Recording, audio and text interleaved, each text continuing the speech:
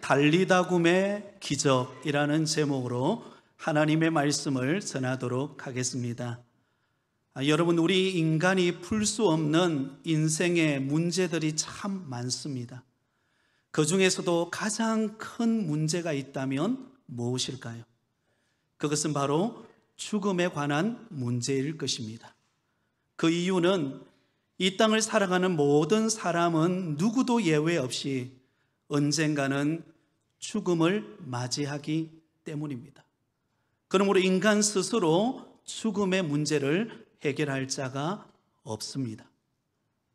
그런데 놀라운 사실은 오늘 본문에 보면 이러한 죽음의 문제를 해결해 주시는 기적의 사건, 회당장 야이로의 딸이 죽었다가 살아나는 기적의 사건이 기록되어 있습니다. 성경에 보면 예수님께서 죽은 자를 살리신 사건이 크게 세 군데 기록되어 있습니다. 첫 번째는 마가복음 5장에 나오는 회당장 야이로의 딸을 살리는 사건입니다. 두 번째는 누가복음 7장에 나오는 나인선 과부의 아들을 살리신 사건입니다. 그리고 세 번째는 요한복음 11장에 나오는 죽은 나사로를 살리신 사건입니다. 이 세 가지의 사건을 통하여 예수님이 어떤 분인가를 우리에게 알려주고 있을까요? 바로 우리의 인생의 생사화복을 주관하시는 분이심을 가르쳐 줍니다. 여러분, 이 땅을 살아가는 수많은 사람들이 착각하는 게 무엇일까요? 자신의 힘과 자신의 노력으로 생사화복을 주관할 수 있다라고 생각하는 것입니다. 자신이 가진 물질, 명예, 권력, 인기로 자기 인생을 주관할 수 있다라고 생각해요. 그러나 결코 우리 인간은 우리의 인생을 주관할 수 없습니다. 왜냐하면 우리의 인생의 주관자는 바로 우리 주님이시기 때문입니다. 오늘 본문으로 돌아오겠습니다. 예수님께서 제자들과 함께 배를 타고 갈릴리 바다를 건너서 맞은편으로 가셨습니다. 그러자 예수님이 오신다는 소문을 듣고 수많은 인파가 예수님께로 몰려들었습니다. 그런데 그 가운데 아주 다급하게 예수님에게로 달려오는 한 사람이 있었습니다. 그 사람은 바로 회당장 야이로라고 하는 사람이었습니다. 그가 예수님에게 다급하게 지금 달려오는 이유가 무엇입니까? 바로 그에게 있는 딸, 그의 죽음 직전에서 사경을 헤매고 있는 자신의 딸의 그 문제를 안고 다급하게 예수님에게 찾아온 것입니다. 그러고는 예수님에게 이렇게 요청합니다. 내 어린 딸이 지금 거의 죽게 되었습니다. 오셔서 그 위에 손을 얹어주셔서 그가 구원받고 회복되게 하여 달라라고 하는 부탁이었습니다. 그 부탁을 들은 예수님은 그와 함께 그의 집으로 가게 됩니다. 큰 무리들도 예수님을 따라 운집해서 함께 가고 있었습니다.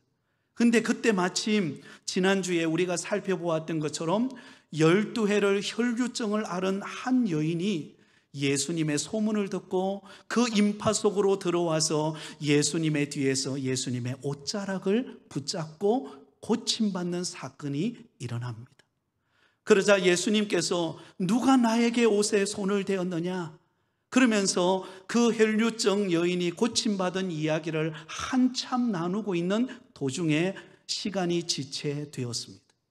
그러는 사이에 여러분, 회당장의 집에서 너무나 안타까운 소식이 들려집니다. 바로 그 회당장의 딸이 죽었다는 것입니다. 여러분, 그 말을 들은 회당장의 마음은 어떤 마음이었을까요? 하늘이 무너지는 것 같지 않았겠습니까? 그런데 슬퍼하고 절망하는 그 회당장 야이로를 향하여 예수님께서 이렇게 말씀하십니다. 두려워하지 말고 믿기만 하라. 그리고는 베드로와 야고보와 요한을 데리고 그 회당장 집으로 갑니다. 회당장 집으로 가까이 가는데 그 집에서 통곡 소리가 들려옵니다. 너무나 안타까운 절망의 울음소리였습니다. 그러자 예수님께서 그곳에 들어가셔서 말하기를 너희가 어찌하여 떠들며 우느냐, 이 아이는 죽은 것이 아니라 잔다 라고 말씀하십니다. 그러자 사람들이 막 비웃습니다. 무슨 소리 하냐고. 그런데 예수님께서 그 사람들을 다 내보내고는 그 아이의 부모와 함께 3명의 제자들을 데리고 그 아이가 누워있는 싸늘한 시신으로 변한 그 아이에게로 찾아가서 예수님께서 말씀하십니다. 달리다굼, 내가 내게 명하노니 소녀야 일어나라. 그러자 놀랍게도 싸늘하게 시들어 죽어있던 그 소녀가 살아 일어나게 됩니다.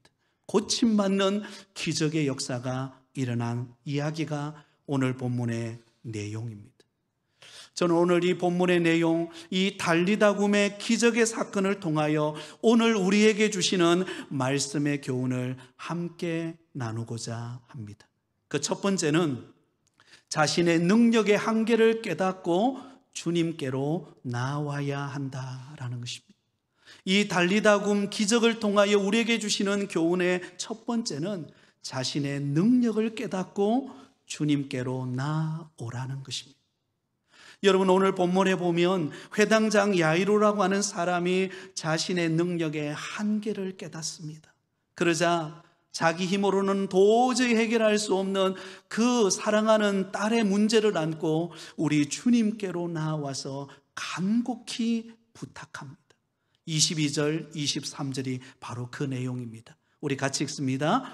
회당장 중에 하나인 야이로라는 이가 와서 예수를 보고 발 아래 엎드려 간곡히 구하여 이르되 내 어린 딸이 죽게 되었사오니 오셔서 그 위에 손을 얹어사 그로 구원을 받아 살게 하소서 하거늘. 자, 여러분, 지금 회당장 야이로가 예수님께 나온 이유가 무엇입니까? 이 회당장 야이로가 예수님에게 나온 이유는 한 가지였습니다. 자신의 어린 딸, 12살 된 어린 딸이 거의 지금 죽음 직전에 사경을 헤매고 있는 그 아픔의 문제를 안고 예수님에게로 신속하게 달려와서 예수님 앞에 와서 무릎을 꿇고 도움을 요청하고 있습니다. 근데 여러분, 지금 예수님에게 찾아와서 간곡히 요청하는 이 회당장 야이로가라고 하는 사람은 어떤 사람이죠? 이미 오늘 본문에도 기록되어 있는 것처럼 그는 회당장이었습니다. 회당장이었다라는 말은 그 당시 사회적으로 볼 때에 큰 힘을 가진 사람, 지역의 유지였다라는 것을 알 수가 있습니다. 당시 유대인들에게는 각 지역마다 회당이라고 하는 곳이 있었습니다. 이 회당을 중심으로 유대인들은 모입니다. 이 회당은 유대인들의 신앙생활뿐만 아니라 사회생활의 중심 센터와 같은 곳이었습니다. 그러니 회당장이라고 하는 말은 그 회당의 운영의 책임자로서 건물 관리뿐만 아니라 예배 순서를 준비하고 또한 말씀을 가르치는 랍비를 선정하는 지역의 질서를 유지할 뿐만 아니라 재판까지도 했던 가장 강력한 힘과 권력과 또한 여러 가지 명성을 가지고 있는 사람이 바로 회당장이었습니다.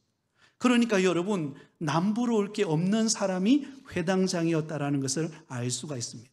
그런데 그런 그가 한 가지 문제를 해결할 수가 없었어요. 그 문제가 무엇입니까? 바로 12살 된 어린 딸이 무슨 병인지 정확하게 알 수는 없지만 지금 중한 병으로 인해서 지금 죽음 직전에 사경을 헤매고 있는 이 아픔의 문제, 이 고통의 문제, 도저히 내 힘으로는 해결할 수 없는 이 문제, 그 문제를 안고 예수님에게로 나왔다라는 것입니다. 더욱이 오늘 본문과 배경 구절인 누가복음 8장 42절에 보면 그의 딸은 어떤 딸이었는가 하면 무남동녀 외동딸이었습니다. 하나밖에 없는 딸이었습니다. 둘도 아닌 딱 하나밖에 없는 그 딸, 얼마나 여러분 태어났을 때 사랑스럽고 키울 때 얼마나 정말 애지중지하며 그렇게 키웠겠습니까? 그런 딸이 12살이 되어서 원인을 알 수 없는 질병으로 죽음 직전에 사경을 헤매고 있는 그 문제를 안고 자신의 능력으로는 도저히 해결할 수 없는 한계점을 깨닫고 난 다음에 예수님에게로 달려와서 도움을 요청하고 있는 것입니다. 사랑하는 성도 여러분, 오늘 본문에 등장하는 이 회당장 야이로처럼 우리도 인생의 길을 걸어가다 보면 내 힘으로 해결할 수 없는 인생의 수많은 능력의 한계 상황에 부딪힐 때가 있습니다. 때로는 개인의 문제, 자녀의 문제, 물질의 문제, 건강의 문제, 인간관계의 문제, 사업의 문제.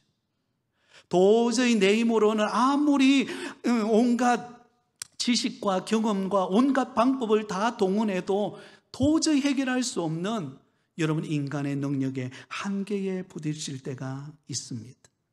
여러분 그 문제에 부딪힐 때마다 우리가 깨닫는 것이 무엇입니까? 아, 인간은 참 약하구나.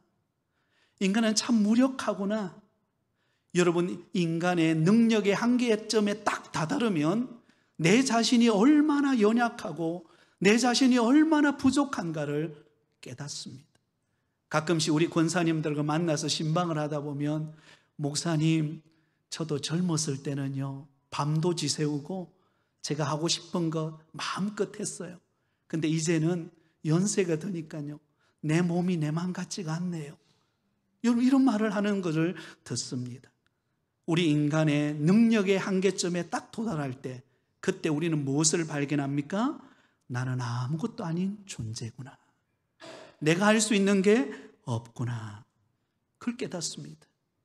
여러분들은 지난 한 주간 살아가시면서 혹시 그런 경험을 해보신 적이 있습니까? 내 능력의 한계, 내 지식의 한계, 내 어떤 육체의 어떤 건강의 한계, 그것을 겪으면서 아, 나는 참 부족한 존재구나. 그걸 깨달으셨습니까? 그 깨닫는 것이 은혜인 줄 믿습니다. 왜냐하면 그것을 깨달을 때 우리는 주님께로 나올 수 있기 때문입니다. 수많은 사람들은 내 지식과 내 능력과 내가 가진 경험, 내가 가진 물질, 내가 가진 것을 자랑하며 살아갑니다. 마치 그것이 영원할 것처럼 붙들고 살아갑니다. 그러나 여러분 그 영원하지 않아요. 얼마 지나가면 사라지는 안개와 같습니다. 그러므로 여러분 내 능력의 한계를 우리는 늘 발견합니다. 그러나 여러분 절망하지 않기를 바랍니다. 왜냐하면 내 능력의 한계를 느낄 때 우리는 진정으로 주님께 간곡히 도움을 구할 수가 있기 때문입니다. 22절 23절을 다시 한 번 더 볼까요? 22절 23절을 우리 같이 읽습니다. 시작. 회당장 중에 하나인 야이로라는 이가 와서 예수를 보고 발 앞에 엎드려 간곡히 구하여 이르되 내 어린 딸이 죽게 되었사오니 오셔서 그 위에 손을 얹으사 그로 구원을 받아 살게 하소서 하거늘. 여러분 이 회당장 야이로는 여러분 부족한 게 없었어요. 명성, 부귀, 온갖 인정, 그가 누릴 수 있는 모든 것을 다 가지고 있었어요. 그러나 자신의 인간의 능력의 한계점에 딱 도달했을 때 그는 예수님께로 나와서 여러분 발 앞에 엎드립니다. 발 앞에 엎드린다는 것은요 내가 얼마나 미천한 존재인가를 보여주는 행위입니다. 그리고 예수님께 도움을 구할 때 뭐 예수님 들어주면 좋고 안 들어주면 뭐 할 수 없죠. 이런 의도가 아니라 여기 보면 간곡히 구하였다라고 말합니다. 간곡히 구하여 이르되 무슨 말입니까? 주님 들어주시지 않으면 안 됩니다. 주님 나는 능력의 한계점에 와 있습니다. 주님 내 힘으로는 불가능합니다. 주님만이 나의 능력이시고 주님만이 나를 도우실 수 있는 분이십니다. 이 고백인 것입니다. 사랑하는 성도 여러분, 내 능력의 한계점에 도달했을 때 저와 여러분이 오늘 회당장 야이로처럼 주님께 나와서 겸손히 무릎 꿇고 간곡히 도움을 요청하는 믿음의 사람 되시기를 예수님의 이름으로 축복합니다. 시편 146편 3절에서 5절에 보면 시편 기자는 이렇게 노래하고 있습니다. 우리 같이 읽습니다. 귀인들을 의지하지 말며 도울 힘이 없는 인생도 의지하지 말지니 그의 호흡이 끊어지면 흙으로 돌아가서 그날에 그의 생각이 소멸하리로다.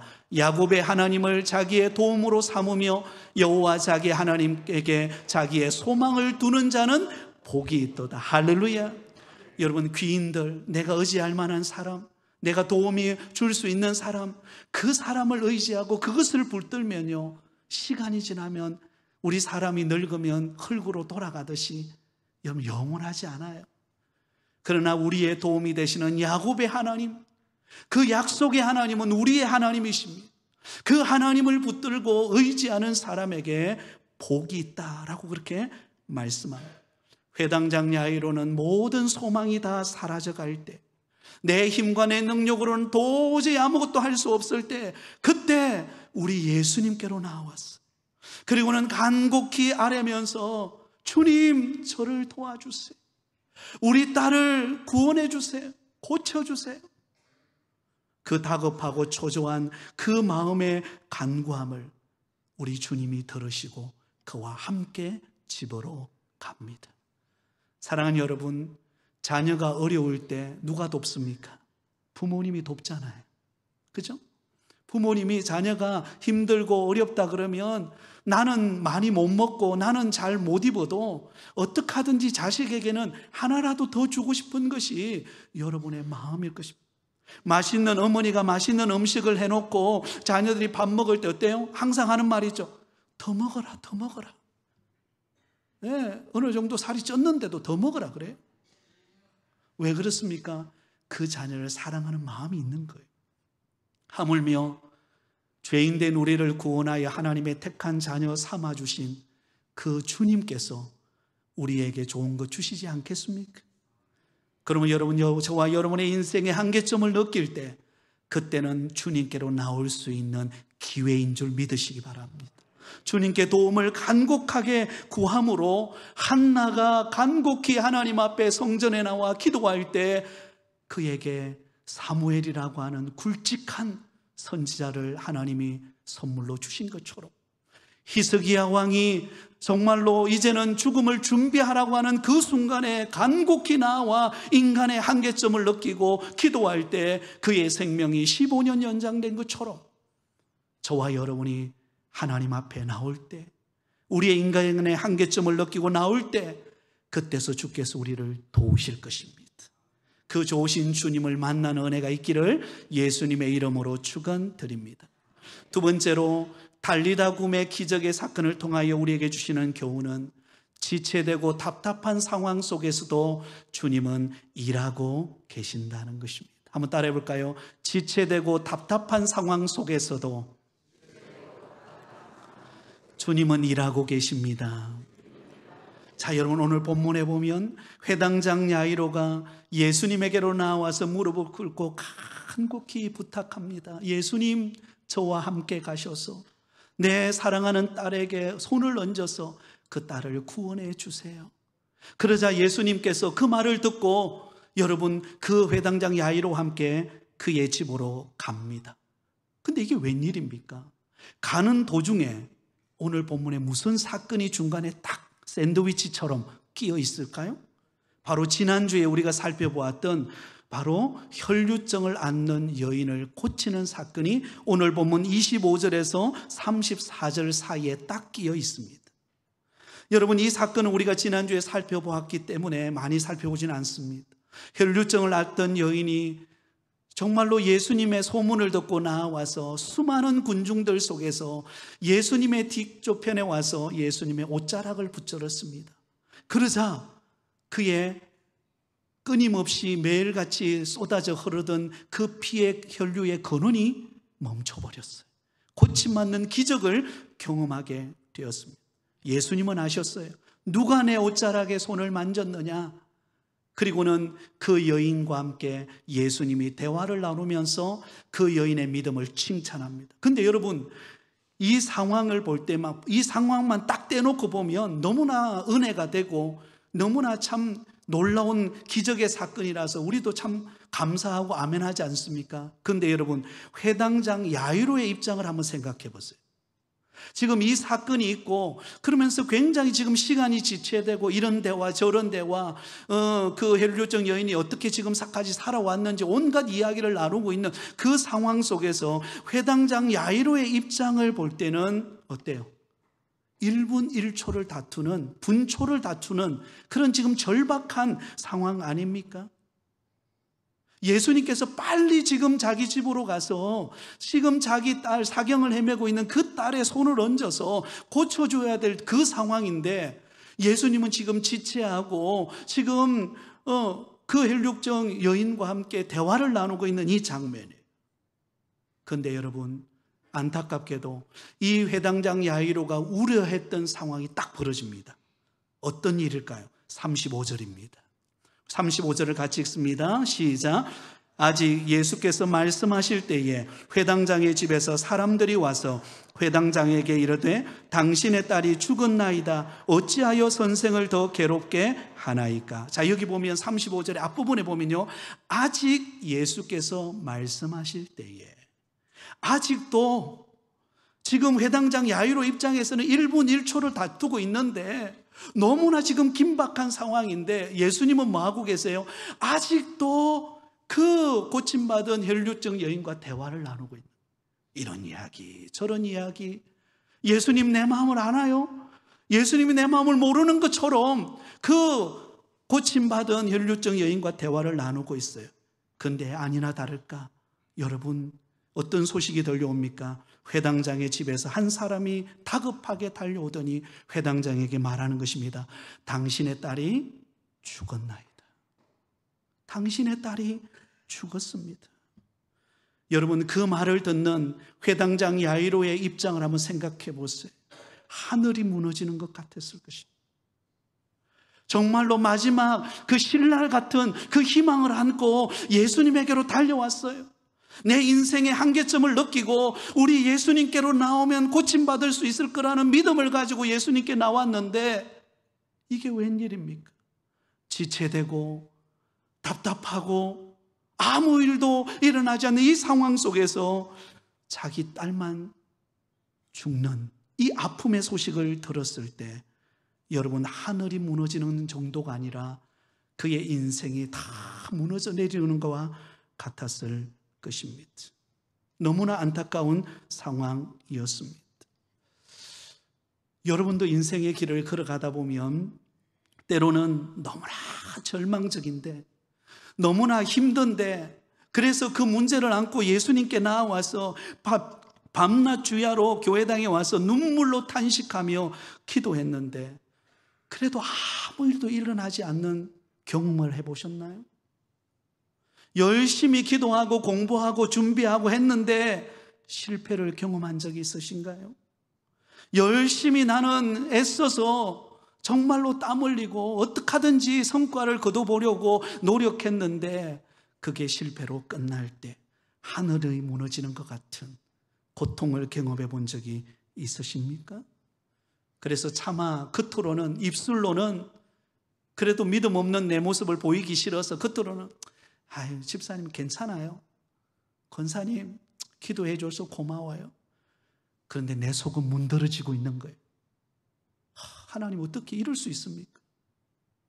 하나님 지금 내가 얼마나 기도했는데 하나님 좀 들어주셔야 되는 거 아닙니까? 너무 속상해요. 지체되고 답답할 때가 있으신가요? 그러나 여러분, 그 가운데서도 주님은 일하시고 계십니다. 주님이 이렇게 말씀하세요. 36절입니다. 우리 같이 읽습니다. 예수께서 그 하는 말을 곁에서 들으시고 회당장에게 이르시되 두려워하지 말고 믿기만 하라. 한번 따라하겠습니다. 두려워하지 말고 믿기만 하라. 누가 일하시겠다는 거예요? 주님께서. 여러분 지금 지체되고 있나요? 답답한 현실에 놓여 있습니까? 두려워하지 마십시오. 우리 주님은 일하고 계십니다. 그래서 누군가가 이런 말을 했습니다. 사람의 끝은 하나님의 시작이다. 사람의 능력의 끝은 하나님이 일하시는 시작입니다. 그 일을 오늘 본문에 보여주고 있어요. 여러분, 우리가 우리 힘으로 걸어갈 때는요 참 힘들죠. 여러분, 한 5km만 걸어가도 힘들어요. 그러나 여러분, 차를 타거나 기차를 타거나 비행기를 타면요 훨씬 편하게 갑니다. 우리가 건물을 지을 때도요, 우리가 삽질하면서 건물을 짓는 거와 포크레인이 와가지고 그 흙을 한꺼번에 퍼내는 거와는 차원이 다릅니다. 근데 우리는 인생의 길을 걸어갈 때 우리의 수준에서, 우리의 생각 수준에서, 내 환경의 틀 안에서 우리는 생각합니다. 근데 여러분, 하나님은 크신 분이세요. 하나님은 전능한 분이세요. 하나님은 우리의 인생의 포크레인으로 우리를 이끌어 가십니다. 하나님은 저와 여러분을 싣고 비행기를 타고 가시는 분이 우리 하나님이신 줄 믿습니다. 여러분, 겨울에 여러분 앙상하게 마른 나무들을 보잖아요. 길가에 걸어가는 있는 가로수라든지 아니면 산에 있는 나무들, 겨울 같으면요 다 죽은 것 같아요. 그죠? 나무들 보면 이제 뭐 싹이 나겠나 싶어요. 근데 봄이 오면 어때요? 이상하리만큼 거기서 싹이 납니다. 그리고 거기 잎이 피고요, 거기서 열매를 맺어요. 사랑하는 여러분, 앙상한 나무가지와 같은 내 모습입니까? 우리 주님이 일하고 계십니다. 우리 인생에 꽃이 피고 싹이 나고 열매를 거둘 때가 있을 것입니다. 그날을 기대하시기 바랍니다. 마지막 세 번째는요, 이 달리다 굼의 기적을 통하여 주시는 교훈은 주님은 반드시 우리를 살리고 회복시키시는 분이시라는 것입니다. 한번 따라하겠습니다. 주님은 반드시 우리를 살리고 회복시키십니다. 여러분, 회당장 야이로 자신의 딸이 죽었다라는 이야기를 들었을 때 하늘이 무너지는 것과 같았어요. 이제는 끝났구나. 이제는 아무것도 기대감도 없고 다 끝나버렸어요. 근데 주님께서 말씀하십니다. 두려워하지 말고 믿기만 하라. 그리고는 그와 함께 집으로 갑니다. 집으로 갔는데요, 무슨 소리가 들려요? 통곡하는 소리가 들립니다. 그 사랑하는 딸이 죽었으니 그의 엄마, 그의 친척들, 그 주변에 수많은 그를 아는 사람들이 그곳에서 안 됐다, 안 됐다. 어떻게 이런 일이? 탄식하는 소리가 들립니다. 그러자 예수님이 그 모든 사람들을 다 물리고 그의 가족과 세 제자와 함께 그 싸늘하게 시들어버린, 시체로 변해버린 그 딸 곁으로 갑니다. 그리고는 우리 주님께서 어떤 행동을 취할까요? 41절 42절입니다. 우리 마지막으로 같이 읽습니다. 시작. 그 아이의 손을 잡고 이르시되 달리다 굼 하시니 번역하면 곧 내가 네게 말하노니 소녀야 일어나라 하심이라. 소녀가 곧 일어나서 그러니 나이가 12살이라. 사람들이 곧 크게 놀라고 놀라거늘. 할렐루야. 여러분, 이 아이는 죽었어요. 통곡 소리가 울려 퍼졌고 이제는 모든 상황이 종료되었습니다. 그 어느 누구도 이 문제를 해결할 자가 없어요. 그런데 우리 예수님께서, 인생의 생사화복을 주관하시는 우리 예수님께서 그 싸늘하게 시들어버린 그 소녀 곁으로 가셔서 우리 예수님께서 그의 아이의 손을 잡습니다. 그리고 이렇게 말합니다. 달리다 굼, 내가 내게 명하노니 소녀야 일어나라. 그러자 여러분, 기적 같은 일이 일어나요. 싸늘하게 시들어버린 그 아이가 여러분 몸이 따뜻해지면서 피가 돌면서 혈색이 돌면서 이 아이가 일어나 버린 거예요. 할렐루야. 기적의 문이 열린 것입니다. 우리 예수님의 말씀 앞에 그 영혼이 살아나고 육체가 살아나고 회복되어지는 역사가 일어나게 된 것입니다. 사랑하는 성도 여러분, 저와 여러분의 인생의 길이 막혔습니까? 내 힘으로는 도저히 해결할 수 없는 환경에, 그 맞닥뜨린 환경의 자리 앞에 놓여 있습니까? 우리 주님 바라보시고 도움을 구하고 그분을 믿고 신뢰하기를 바랍니다. 주님께서 그 환경의 문을 여시고 우리를 살리시고 회복하시고 주의 능력으로 일으켜주시는 달리다 굼의 인생으로 바꿔주실 줄 믿습니다. 이게 우리 주님이 주시는 능력이에요. 내 힘으로, 내 능력으로는 안 될 때 그러나 주님 바라보면 됩니다. 주님이 우리를 만져주십니다. 주님이 우리를 치유하십니다. 주님께서 우리를 세워서 놀라운 열매를 주실 것입니다. 그러므로 오늘 이 자리에 계신 사랑하는 성도 여러분, 어떤 상황 속에서도 낙심하거나 절망하지 말고 나와 함께 동행하시는 우리 예수님 바라보고 달리다 굼의 인생의 길을 걸어가는 복된 걸음이 되시기를, 자신의 한계의 능력을 깨닫고 주님께로 나오고 지체되고 답답한 상황 속에도 주님이 일하고 계심을 믿고 주님이 반드시 나를 회복시키신다, 주님이 반드시 은혜 주신다, 이 말씀을 붙들고 주 안에 승리하며 살아가는 저와 여러분 되시기를 예수님의 이름으로 축원드립니다.